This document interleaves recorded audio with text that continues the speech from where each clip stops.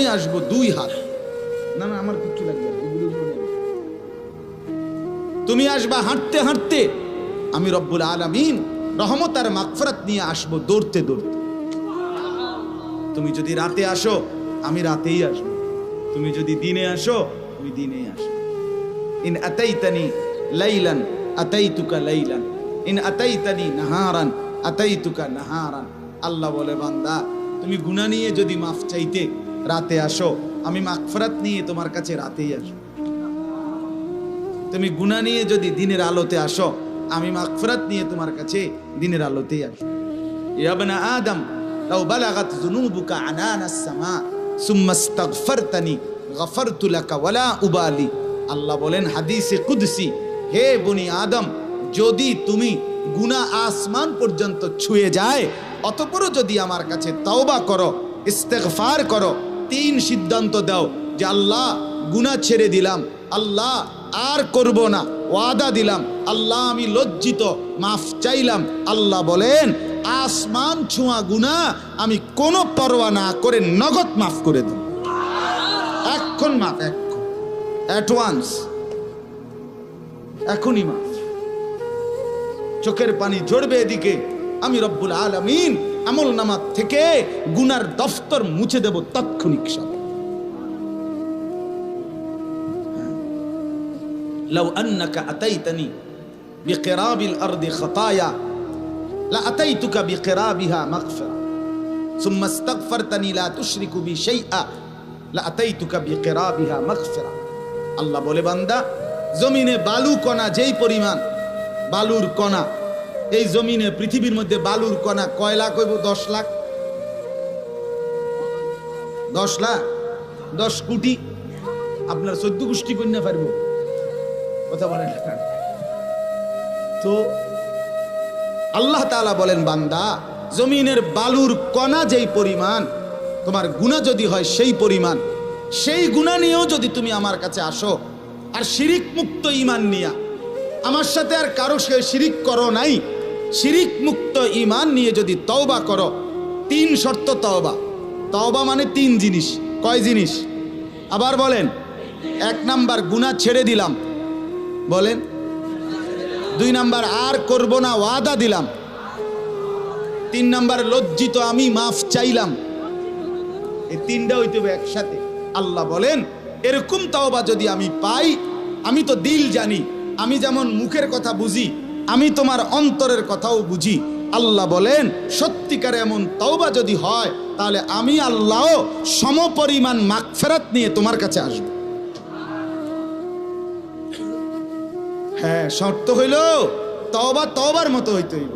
ও বিড়ি খাইতে খাইতে আস্তাগফিরুল্লাহ, আমনের এই আস্তাগফিরুল্লাহর রূপে আস্তাগফিরুল্লাহ বুঝেন নাই? আমনের আস্তাগফিরুল্লাহর উর্ফে কি? আস্তাগফির, মানে আমনে যে আস্তাগফিরুল্লাহ কইছেন, এটার রূপে কইলাম আর আস্তাগফিরুল্লাহ। এই বিড়ি খাই না আস্তাগফিরুল্লাহ, মানে টেলিভিশনে বেডি চাইতে আছেন, টেলিভিশনে না চা দোকানে বসে আর মুখে আস্তাগফিরুল্লাহ আস্তাগফির। কি তো ওইটি কি শুরু হলো? দেশটা কি শুরু হলো? মানে আমনে যেটি চাইতে আছেন এটি শুরু হয়েছে। আর এটারে কি বলে না? তওবা বলে। এটারে তো, এটা ধোঁকা, ধোঁকা, ধোঁকা।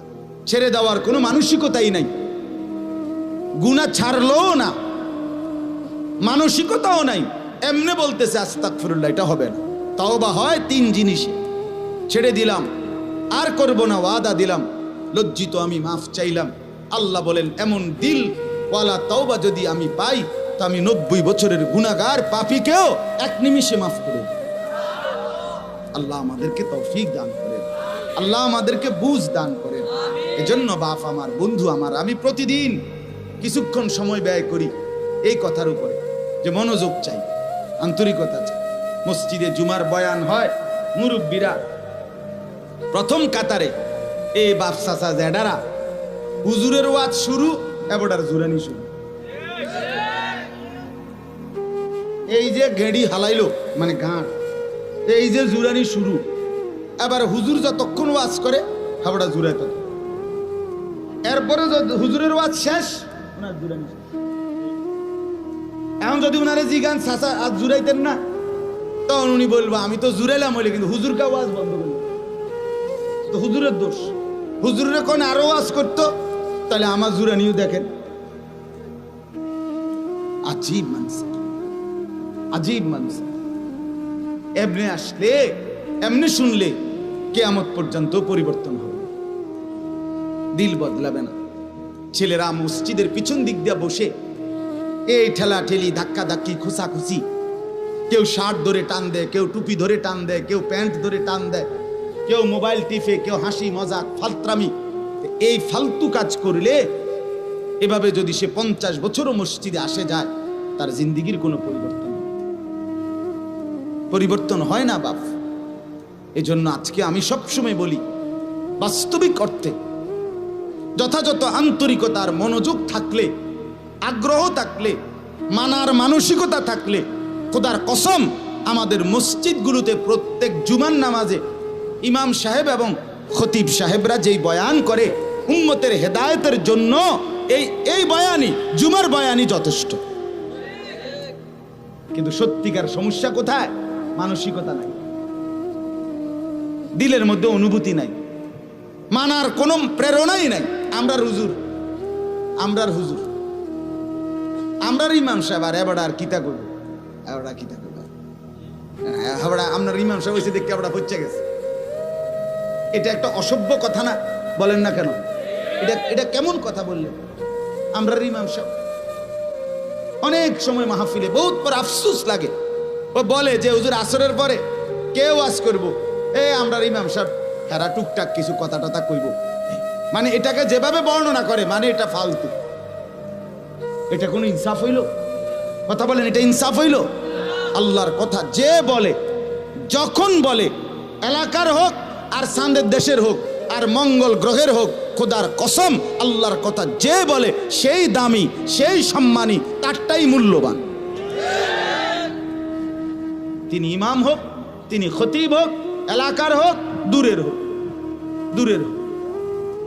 হ্যাঁ, আমার খুলনার হযরত বলেন, প্রত্যেক মসজিদের ইমাম, মুয়াজ্জিন দুইজনই আল্লাহ তাআলার প্রিয় বান্দা, আল্লাহর নেক বান্দা। ওই এলাকাবাসীর উচিত দ্বীন শিখার জন্য, আখিরাতের রাস্তা চিনার জন্য নিজ নিজ মহল্লার ইমাম, মুয়াজ্জিন, খতিব ওনাদের সাথেই উপযুক্ত সম্পর্ক, আন্তরিকতা বাড়ানো উচিত। তাইলে দেখা যাবে হেদায়েতের জন্য, জান্নাত পাওয়ার জন্য ওনাদের রাহবারি, পথ প্রদর্শন, এটাই যথেষ্ট, এটাই যথেষ্ট। আন্তরিকতা চাই, সোজা কথা হইল আন্তরিকতা চাই, আন্তরিকতা দরকার, মানার মানসিকতা দরকার। এই জন্য ইনশাআল্লাহ আজকের থেকে ওয়াদা দেন, এই যারা এতক্ষণ শুনলেন মনোযোগ দিয়া, তারা ওয়াদা করেন যে মসজিদে জুম্মার বয়ান, দাওয়াত ও তাবলীগের সাথীদের বয়ান, এরপরে খানকা আল্লাহওয়ালা পীর বুজুর্গদের বয়ান, এরকম ওয়াজ মাহফিল, বিভিন্ন মহল্লায় মসজিদে মাদ্রাসার ইসলাহি বয়ান, সব ক্ষেত্রে যখনই আল্লাহর কথা হয়, নেক কথা হয়, সেটা শতভাগ মনোযোগ, আন্তরিকতা, মানার মানসিকতা নিয়ে শুনবেন। বলেন ইনশাআল্লাহ। কারি কথা হাসরের ময়দানে ফিডা খাওয়ার জন্য তৈরি থাকেন। ফেরেশতা প্রথম বাড়ির লোক একদম হুতাইলেন, মনে রেখে। এই বুড়ো মানুষ অনেকে আছেন এরকম তামসার কথা কয়, রসিক মনে করেন ফাতরামি করে, আপনি মস্কারি করেন। হ্যাঁ, আপনি মস্কারি করেন, কয় তো ভালো লাগে তো কয়, বুঝি তো, আমরা লেগে পারি তো না, কা পারেন না। আপনি ভাত খাইতেন পারেন, বন খাইতেন পারেন, গোস্ত খাইতেন পারেন, মাছ খাইতেন পারেন, আপনি 14 গোষ্ঠীর সব বুঝেন। আপনার বিএস, সিএস, আরএস, খতিয়ান, আপনার জিঙ্গলে আপনি আরো কুদ্দা ওঠেন। ঘটনাটা কি? আপনার যে সাদওয়ানে 3 জনে দৈর্য থামান জানা, আরে যারা আল্লাহ দোয়া কত থামেন না, আরে রাখ রাখ বেটা, তারে বুঝাই লই বেটা, আপনি দিয়ে এখন 60 মাঠ বই চালান। ঘটনাটা কি? এই সময় আপনি পারেন, আপনি বন্দিগির বেলা এলে কোয়ান কেন? কথা বলেন না কেন? কাটসাট কথা, পরিষ্কার হিসাব। মানুষ যে আল্লাহ তাআলা যে মানুষ বানিয়েছেন, সে আল্লাহ তাআলার সমস্ত ইবাদত করতে পারবে, এই যোগ্যতা দিয়েই মানুষ বানাইছে। কথা বলেন না? নাহলে আপনারে ছাগল বানাইতো আল্লাহ, আল্লাহ আপনারে গরু বানাইতো, আল্লাহ আমাকে মানুষ বানাইছেন মানেই আমাকে আল্লাহ তাআলা তার সমস্ত হুকুম মানার যোগ্যতা দিয়েই বানাইছেন। মালিক জুলুম করে না, আল্লাহ জুলুম করে না, আল্লাহ জুলুম করে না। ইন্নাল্লাহা লা ইয়াজলিমু মিসকালা দাররা, আল্লাহ বলেন আমি এক বিন্দু জুলুম করি না।